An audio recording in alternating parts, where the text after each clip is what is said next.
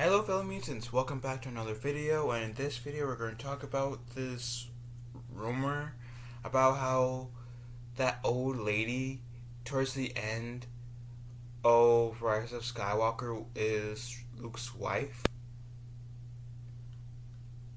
I originally saw this on Twitter because OG Star Wars shared this article out, and it caught my eye because, well, yeah, Luke Skywalker is my favorite Jedi, and it does say Rise of Skywalker theory. The old woman at the end is Luke's wife.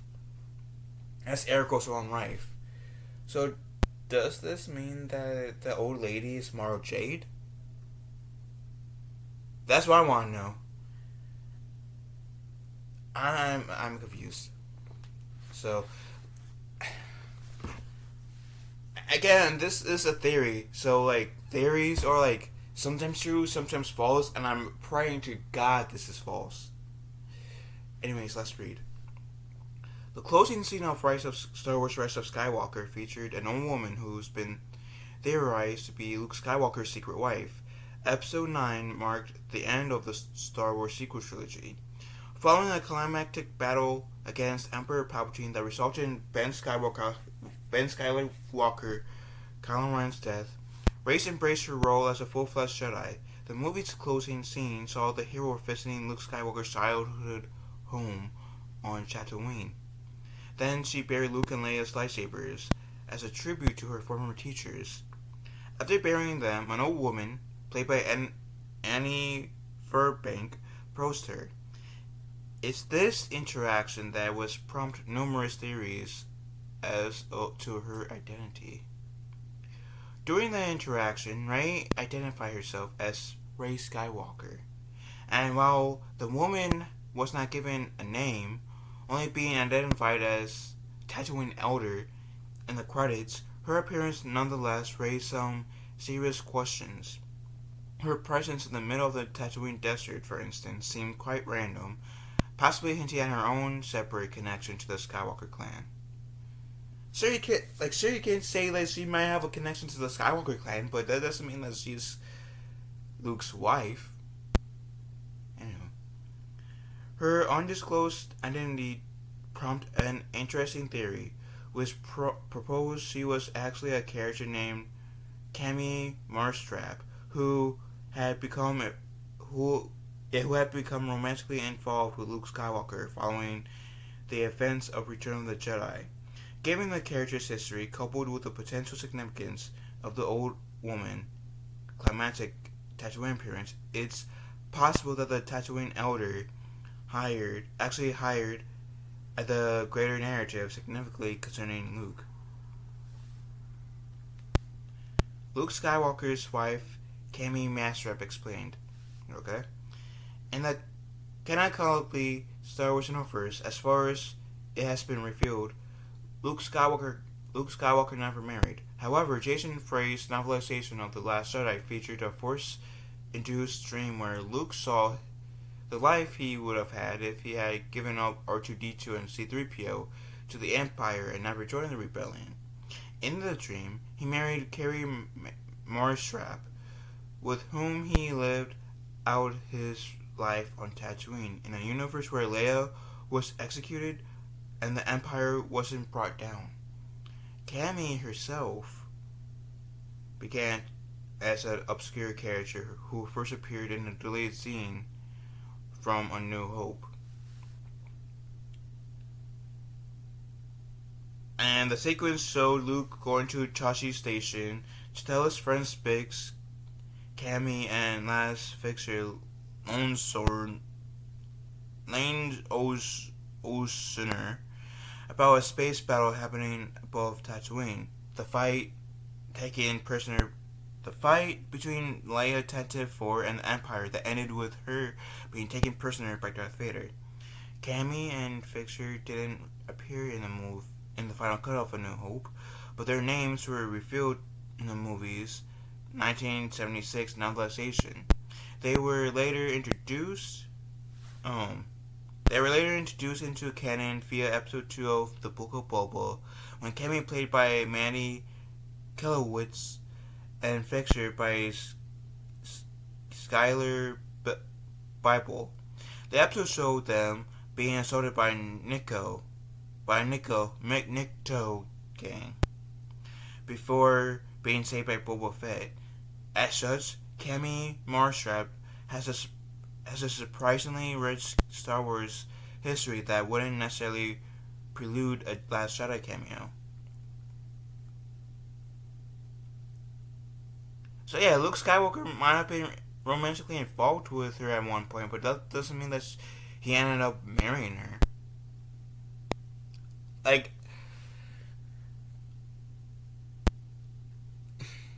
there are people that we as humans are romantically interested in, right? And in some cases we might get romantically involved with that said person that we might be romantically interested in, right? But that doesn't mean that we end up with that person per se, as depressing as that sounds. My point is, sometimes we break up with that said person, eventually meaning the person that we spend the rest of our lives with romantically. The same thing can be said about Luke Skywalker. This, Cammy Marstrap could have been a romantic interest for Luke Skywalker, but as far as we know, Luke could have easily married Mara Jade, and in the rate of I guess in the Disney canon, which if believe will mirror Legends in a way, in Disney canon, Kylo Ren could have killed her. Or Snoke could have killed her. So yeah, just her potentially making a potential cameo in Land of Rise of Skywalker doesn't mean that she's romantically involved with Luke. Maybe no Luke at one point, but now romantically involved. Anywho, Rise of Skywalker Old Tatooine Woman is Luke's wife, theory explained. Okay. Seemingly originating from Reddit, the Luke wife theory proposes that the woman at the end of Rise of Skywalker was Cammy, using Luke's vision as inspiration. The post state that following the events of Return of the Jedi, Skywalker returned to Tatooine to the Lars homestead, intending to live a normal life as a moisture farmer. And I can kind of see that. Luke, after the fall of the Empire, wanting to take a break and live what his ideal of a simple life would be, which would be living as a moisture farmer. So I can get behind that, to be honest. Anyway, there he reconnected with Cammy, who he likely married. Keyword likely, not confirmed. However, Cammy became uncomfortable with Luke's force ability and ultimately left him. So what, did they do the dirty and have a child, and did they name the child Caden? Since Ben was already taken, and in Legends Ben was Luke's son? I don't know. That prompted Skywalker to leave Tatooine to continue his Jedi journey, going down the path that led him to Act 2. I don't know how I feel about that, if that's canon. If that turns out to be canon, I don't know how I feel about that, to be honest. Anywho, Cammy, on the other hand, stayed on Tatooine because a farmer in an area that the theory suggests could have been close to the Lars house.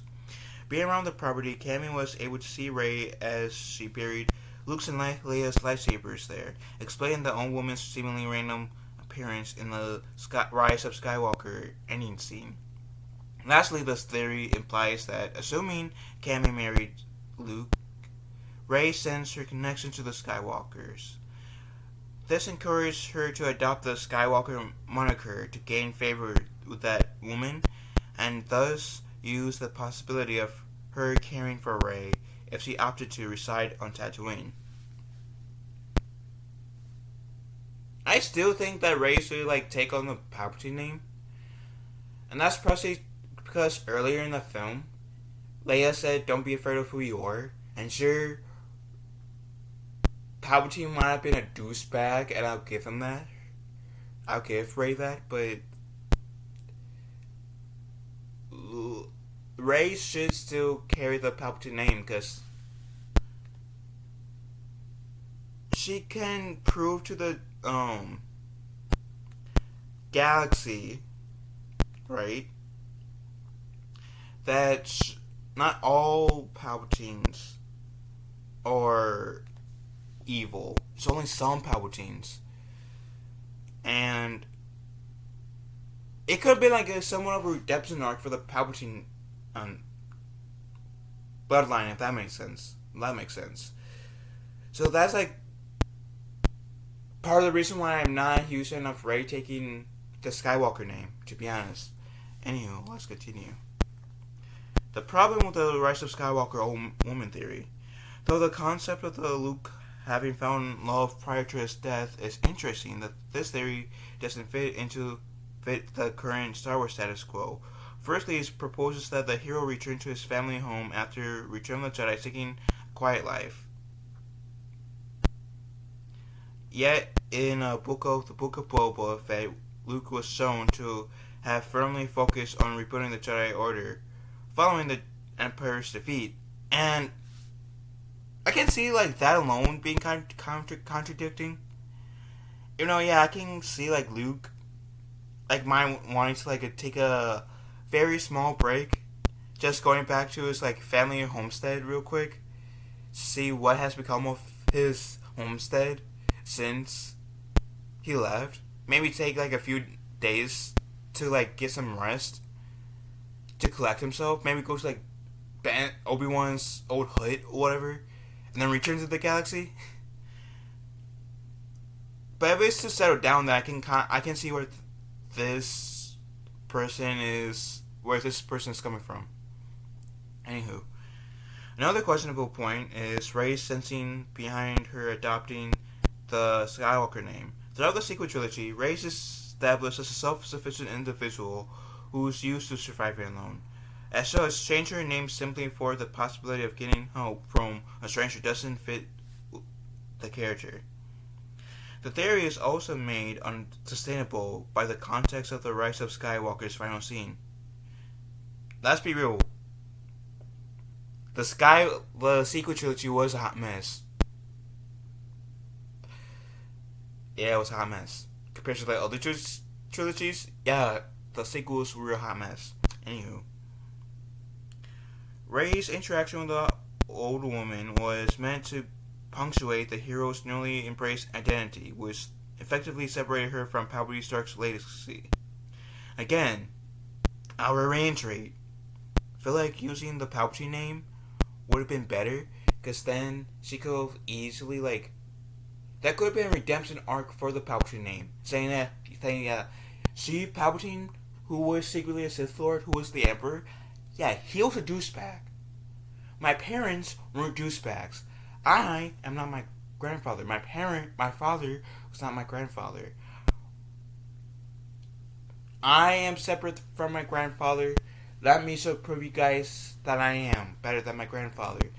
Like I said, could have been a really cool redemption arc, in a sense, for the Palpatine name.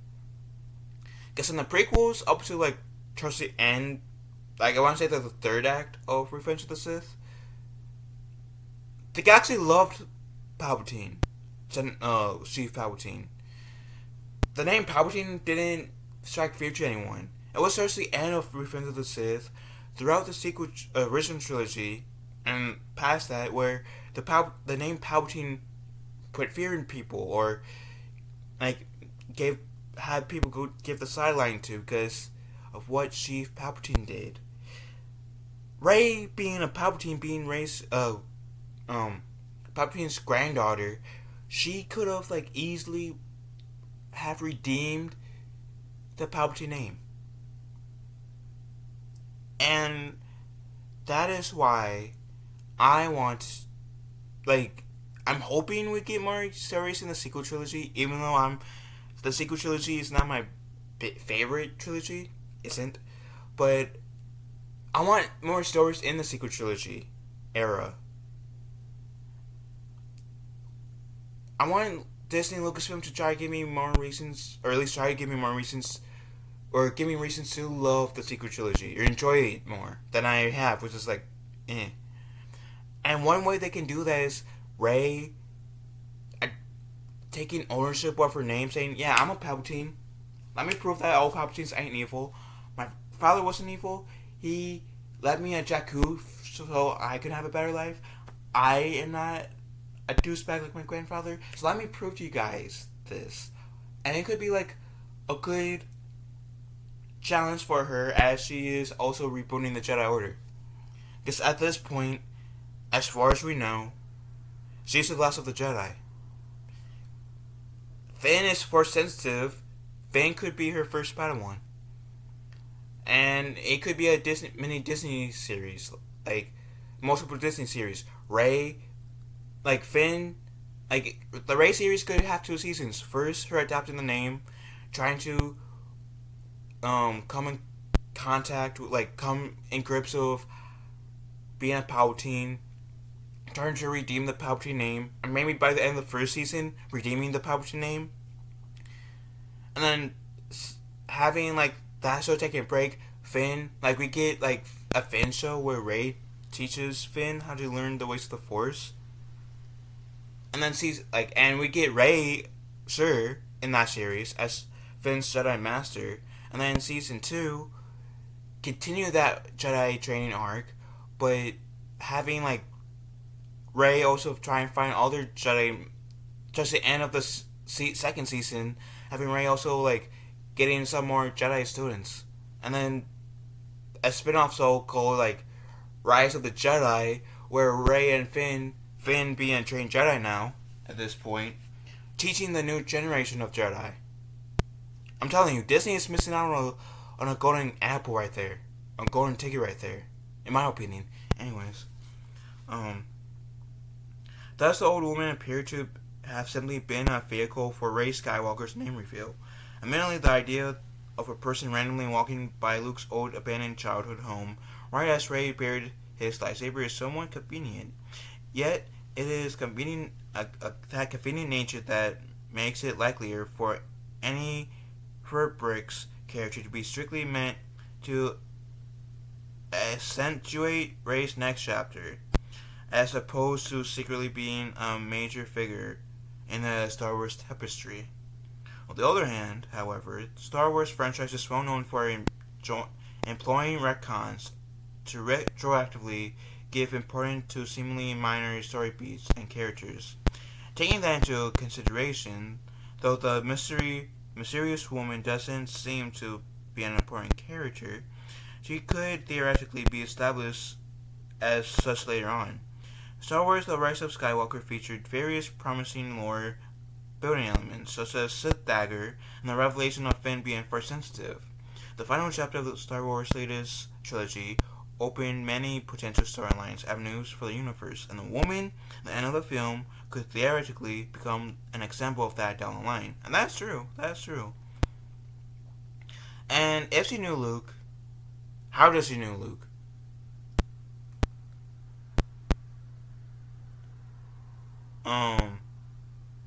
How, if she was the love interest to Luke, why, at one point, what made her not the love interest of Luke anymore? And the important question for me, does Mara Jade exist in this universe? And does she and Luke become an item, have a child, and if so, what happened to that child as well? Why didn't we see the child in the sequel trilogy?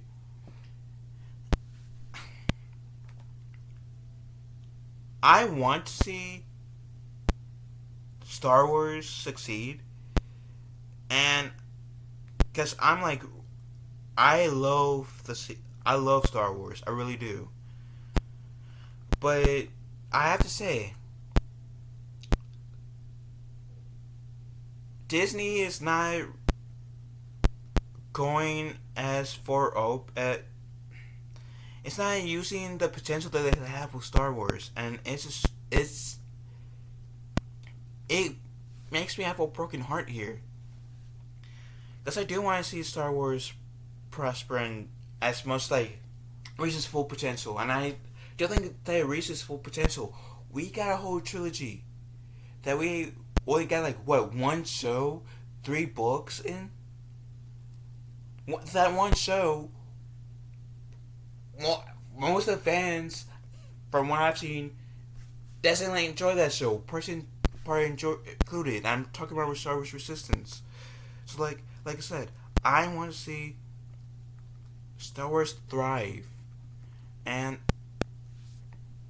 it's sad. It's really sad for me that Star Wars isn't getting that respect, or isn't getting that potential. And with Rey, and it's like one idea, having 2 seasons of a Rey show, her owning the Palpatine name, redeeming the Palpatine name, and then as well training Finn and essentially a new generation of Jedi. Well, first Finn, a Finn show where he gets taught his perspective of getting trained by Rey, right? And it could lead into a Rise of the Jedi show where Rey and Finn teaches a new generation of Jedi. I kind of fit in there somewhere. But yeah, Lucasfilm is squandering. They're squandering their opportunity here. And it frustrates me, to be honest. Because I want to see them thrive. And sure, I'm enjoying seeing stories in the prequel era, original trilogy era, and between those 2 eras, and then a little bit after the original trilogy era. But I want to see what happened to some of the sequel trilogy characters after the events of the sequel trilogy. And by them not doing that, there's squandering whatever potential that they have. And by that respect, they can't get mad at fans who criticize them for it. But that's just me. What do you guys think? Let me know in the comment section down below. Love you guys. Have a wonderful day. Be kind to one another. And I'll talk to you Philomene later. Later, taters.